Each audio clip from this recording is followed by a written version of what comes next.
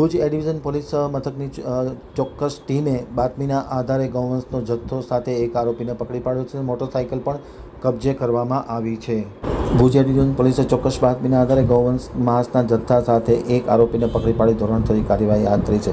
ચોક્કસ બાતમીના આધારે ખાસ કરીને પેટ્રોલિંગમાં ટીમ હતી ત્યારે રતડિયા તાલુકો ભુજવાળા ગૌવંશનું કતલ કરી અને માંસનું વેચાણ કરવા માટે આવનાર હતા તેવી બાતમી મળતાની સાથે આરોપી ઇબ્રાહિમ સિદ્દીક ઓહેજા ઉંમર વર્ષ 40 રહેવાસી રતિયા તાલુકો ભુજ આરોપી પાસે ગૌવંશનો જથ્થો હોય જેની કિંમત રૂપિયા 3,750 25 કિલોગ્રામ હતી તે કબજે કરી અને રૂપિયા 30,000ની કિંમતનું હોન્ડા કબજે કરવામાં આવ્યું છે.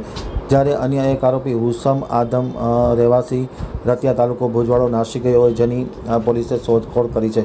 સમગ્ર કાર્યવાહી ભુજ એ ડિવિઝન પોલીસ સ્ટેશનના પોલીસ ઇન્સ્પેક્ટર M.R. નકુમના માર્ગદર્શન હેઠળ police sub inspector H.R. Mori તથા ASI Umeshbhai Barod, head constable Sajubha Jadeja, Yuvrajsinh Jadeja, Lakhabhai Bamva, Darshanbhai Chaudhary, Kailashbhai Chaudhary, Mamadbhai સહિતના લોકોએ કરી હતી અને 25 કિલો ગૌ માંસનો જથ્થો કબજે કરવામાં આવ્યો છે.